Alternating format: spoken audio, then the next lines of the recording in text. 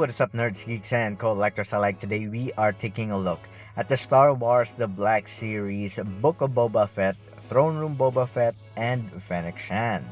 So starting off by removing all of their accessories so we can take a closer look at the figures as they are without any add-ons. So here are the head sculpts for Boba Fett and Fennec Shand, and I gotta say, in video they don't capture it as well, but it does look good. And here are the details for their outfits.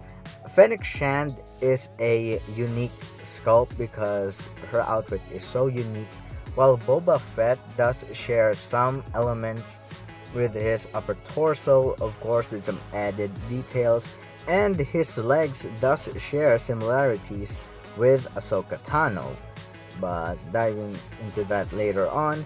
First, let's take a look at their helmets. Here we have Boba Fett and Fennec Shand's helmet. Fennec's helmet is a separate two-piece of plastic, one orange, one black, while Boba Fett is one solid piece with some added paint.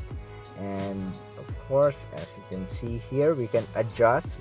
That's where her eyes will be, and you can move Boba Fett's rangefinder, which is pretty cool.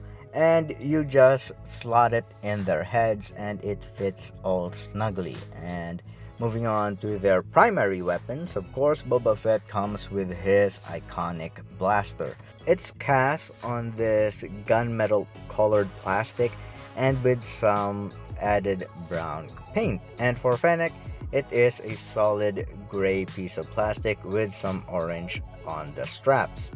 And yeah, that's about it in terms of details.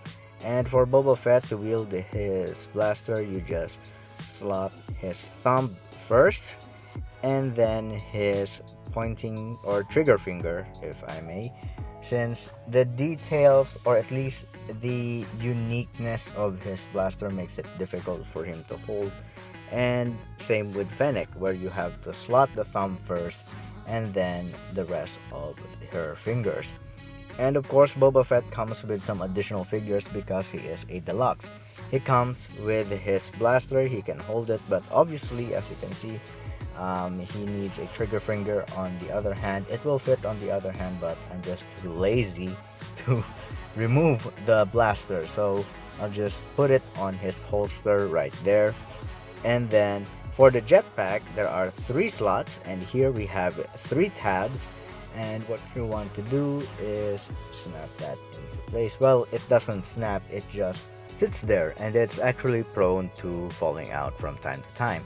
And what you want to do is lower his rangefinder, and of course, he does have a deployable missile.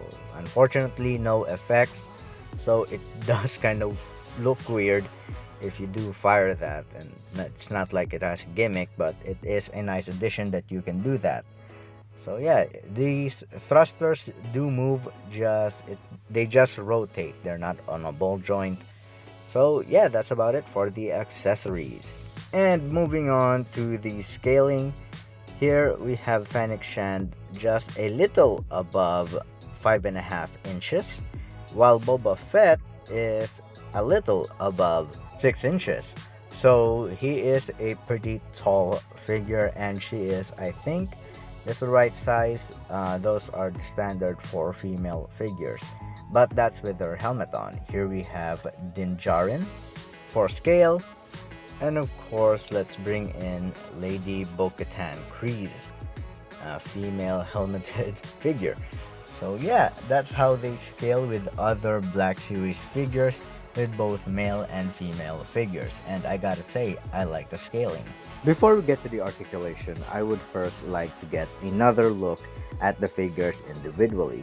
Starting off with Fennec Shand, here we have a beautiful figure form representation of her live action debut, incorporating a mixture of glossy and matte paint with the orange highlights really makes the details pop. For her articulation, her head is on a ball joint. She can do a 360, look up and down that far. Her neck is on this double ball joint system that Hasbro has been using for their figures, but it is quite restricted by the neck, but that's not a major deal breaker for me. And for her arms, she can bring them up that far, do a complete 360, 90-degree bend as well as a swivel. She has a wrist swivel. Her arms can go in and out. While the other hand is exactly the same, but the wrist goes up and down instead of an in and out. So yeah, her torso is on a ball joint. As you can see right here, she can ab that far and crunch that far. And her legs are on these skirts, so you can expect some resistance. She can kick that far up, move her feet barely at all, again because of the skirt. She has an upper thigh swivel. She has a 90-degree bend at the knee. And let's check if she has a boot swivel. Unfortunately, Fennec does not have it. She can move her feet that far down and barely any up, and she has a beautiful pivot.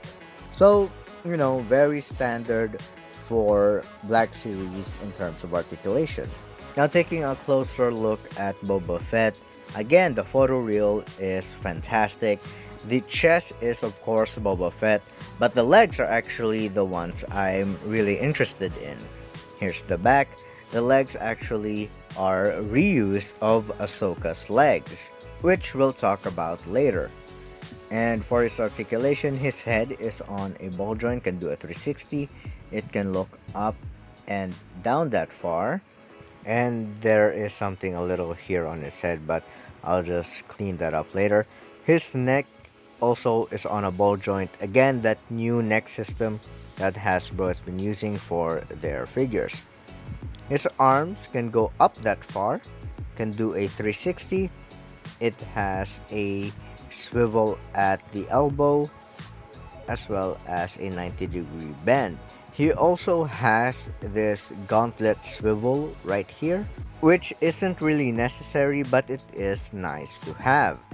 And he also has a wrist swivel. His hands can go in and out, but his other arm or hand can go up and down, much like Fennec. Of course, you have to take note that this arm has some cables, so they might snap if you're not careful in terms of posing this figure or playing with it. He has a ball joint, but his chest piece is actually a separate piece right here, and his joint or his torso is covered by his chest piece. So yeah, and for his legs, he does have this restrictions at the other side, but he can kick that far up and he can move his feet barely just because of the skirt as well as the holster that's wrapped around his legs, which is restricting movement. He can fairly do the splits, again restricted at the other side. He has a upper thigh swivel. He has a 90-degree bend, which this part actually is very similar to Ahsoka.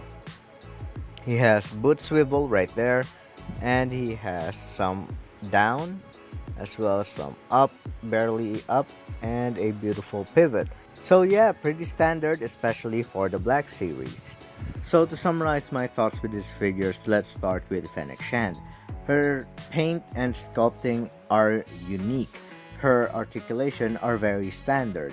That's what you can expect with Black Series figures, except for specialized characters, of course, as well as stormtroopers and clone troopers, which I think has more range of motion but are restricted by their bulkiness.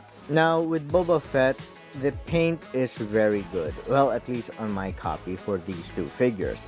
The sculpt, of course, does reuse elements for Boba Fett since it is his armor. While his legs are reuse of Ahsoka Tano, it doesn't really bother me that much because it is well incorporated that it stays faithful for his appearance in the book of Boba Fett. So overall, I really like these figures. So that's about it. Till next time, see ya.